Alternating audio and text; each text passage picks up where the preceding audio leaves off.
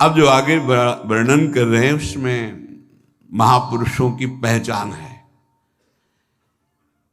सिद्ध महापुरुष तीन प्रकार के होते हैं। एक होते हैं आचार्य कोटि के, सात्विक विचार वाले। एक होते हैं भ्रष्ट आचरण वाले। एक होते पिशाचाचरण वाले। और तीनों सिद्ध हैं। बहुत बड़े महापुरुष पूज्यपाद उड़िया बाबा जी हैं, वही रहस्य का प्रकाश कर सकते थे, अन्यथा बिना ब्रह्मबोध महापुरुष के ऐसा नहीं। तीनों सिद्ध हैं, तीनों भगवत प्राप्त है। सात्विक आचार वाले जो आचार्य कोटि के होते हैं, एक एक अक्षर शास्त्र मर्यादा के अनुसार चलने वाले, जैसा शास्त्र कहता वैसा उनके आचरण में दिखाई देगा, और वो उससे सिद्ध भगवत प्राप्त महापुरुष हैं। पर उनके आचरण तस्मात् शास्त्रम प्रमाणम थे। दूसरे भ्रष्टाचार, ऐसों को पहचान पाना बहुत कठिन होगा। भेष मलिन, आचरण मलिन। जैसे आप में कोई पुराना हो तो शायद जान पाएगा, भगवान दास नाम के एक संत इसी चौराहे पे रहते थे।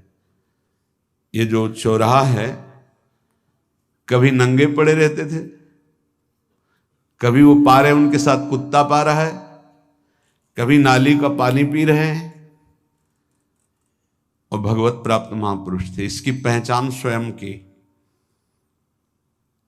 कोई चाय रखने गया, उठा के ईंट मार दी, गाली दे दी, दौड़ पड़े, पकड़ पाए तो 10-5 घूंसे थप्पड़ मार दिए।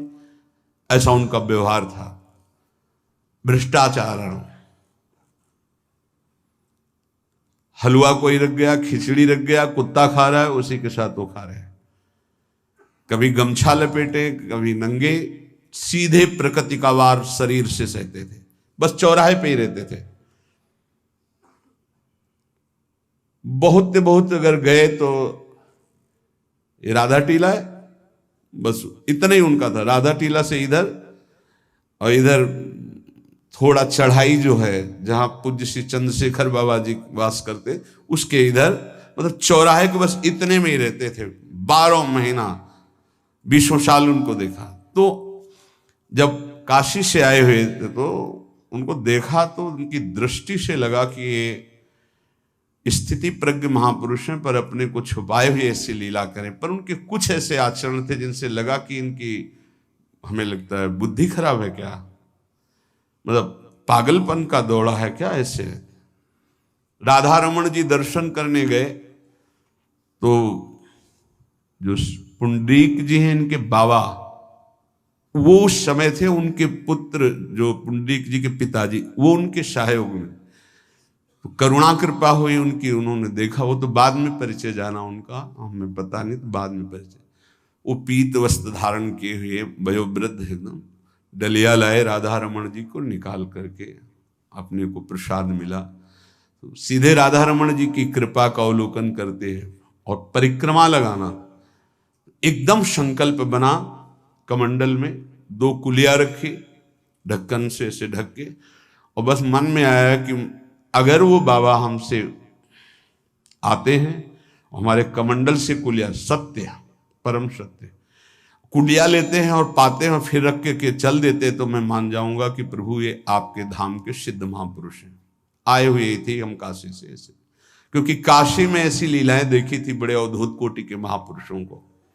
आपसे सत्य कहते, वो पेड़ हट गया, रमण रेती में था, बीच रोड में था, चबूतरा बना था, वो ऐसे पड़े थे, वहां के हम बैठ गए, बिजली की तरह उठे, रफ्तार से आए, खड़े हो गए हम बिल्कुल, क्योंकि हमें पता था कि घूंसा और थप्पड़ इनका प्रसाद होता है।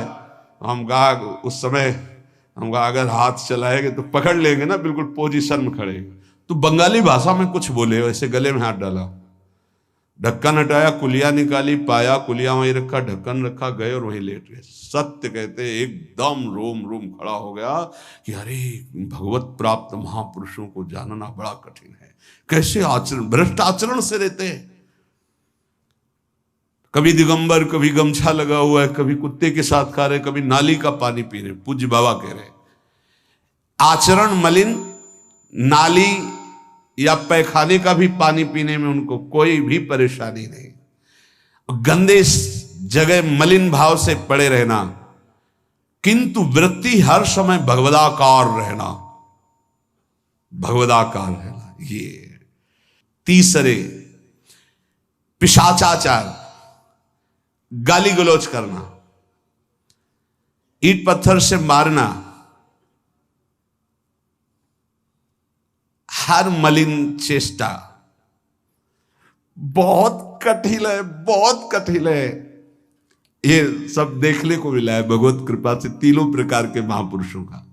वृंदावन में एक आगंतुक संत आए थे बाहर से, वो रात्रि में हर वृक्ष के नीचे खड़े रहते, पैर सूज गए थे, उनको कभी बैठे और लेटे नहीं देखा, खड़े ही रहते थे। ये 25 वर्ष के लगभग की बात है। उनको जब देखा तो देखते ही उनकी दृष्टि ऐसी थी ऊर्ध्व, लगा ये तो भगवत प्राप्त महापुरुष है। 45 वर्ष की अवस्था हो, बस खड़े रहते थे, चरण उनके फट गए थे ऊपर से ऐसे खड़े खड़े। रात्रि में एक दिन हिम्मत की, बोलते नहीं थे वो, अरे लार बह रही है ऐसे गंदे कपड़े, तो महाराज जी आप कृपा करें। उस समय मदन टेर में कि आप आइए, तो सहज में से खड़े हो गए। तो आटे के 4 लड्डू हमें मिले हुए थे, तो कहा आप कृपा करके पाइए, पाले। तुमका आपका ये जो बाहरी परिवेश है और आपके जो बाहरी लीलाएं हैं, ये बाहरी लोग तो भले न समझ पाए, पर प्रभु मुझे ऐसा अनुभव होता है आप भगवत प्राप्त महापुरुष हैं। रो पड़े हो, कभी हमने उनको ऐसा नहीं देखा, रो पड़े। और उनका ये हमारे गुरुदेव की कृपा है। उनका कब से वृंदावन आप आए? बोले कुछ दिन हुए। बोले वृंदावन की रज का प्रभाव कितना दिव्य है कि अब जाने का मन नहीं होता है, पर आप अब दोबारा हमसे मिलने की चेष्टा मत कीजिएगा, कभी दूर से देख लीजिएगा, पर आप कभी मिलिएगा नहीं। आप भक्त हैं इसलिए आपसे संभाषण कर लिया। ये तो आपने सुना सुबह की लीला, ईंट चल रही थी उनपे, वो दिगंबर खड़े थे, ईंट मार रहे थे लोग, परिक्रमा वाले लोग उनको ईंट मार रहे थे, कई जगह उनके ईंट लगी। उनको लग रहा था ये पागल है, नहीं पहचाना जा सकता। 3 प्रकार के महापुरुष होते। एक होते सात्विक आचार वाले, बहुत जो शास्त्रीय आज्ञा वैसे ही अक्षरशः आपको दिखाई देंगे, आचार्य कोटि के, पवित्र शरीर, पवित्र वस्त्र, पवित्र आचरण, एकदम आचार्य कोटि। दूसरे एकदम भ्रष्ट आचरण, समझ ही नहीं सकते आप। तीसरे पिशाच की तरह, समझ ही नहीं सकते उनको। अब लाभ होता है केवल पहले वाले से, सात्विक तस्मात् शास्त्रम प्रमाणम थे, इससे जनता का लाभ होता है। इन 2 से विशेष हानि हो जाती है, क्योंकि इनके आचरण ऐसे होते हैं, साधु अवज्ञा तुरंत भव, बहुत जल्दी विनाश होता है ऐसे महापुरुषों के अपमान से। सात्विक महापुरुषों के नहीं, अगर उनसे अपमान भी हो जाएगा तो क्षमा करेंगे वो सब।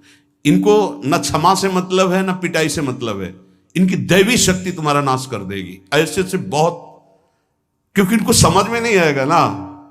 काशी में भी देखा है, कुल्हड़ चल रहे हैं सब, और ब्रह्माकार वृत्ति, लोग समझ नहीं पा रहे हैं, चाहे कि कुल्हड़ जमाए मार रहे हैं उनके ऊपर। ऐसे किया, बिल्कुल जो चर्म है प्रकृति को सहते सहते भैंसे का जैसे हो गया मोटा एकदम, और उनके ऊपर मार पड़ रही है, वो मुस्कुरा रहे हैं, चल रहे हैं। उनका गजब हो गया, ब्रह्माकार स्थिति महापुरुष के सामने। ऐसे कोई समझ ही नहीं पाता।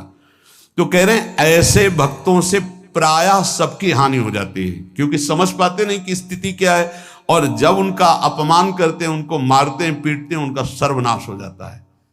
वो करते नहीं है, उनका प्रभाव कर देता है, पर सात्विक महापुरुषों से किसी का मंगल नहीं होता। इसलिए समाज का परम मंगल शास्त्र के द्वारा आचरण किए हुए जो सिद्ध महापुरुष हैं उनसे होता है। ये 2 प्रकार के महापुरुष जो होते हैं, कई तरह से हानि हो जाती है, आप समझ ही नहीं पाएंगे, आप अपमान कर देंगे, अनिष्ट हो जाएगा आपका, क्योंकि यहां ना क्षमा है न दंड है, दैवी शक्तियां उनकी सुरक्षा में लगी हुई, वो सर्वनाश कर देंगी।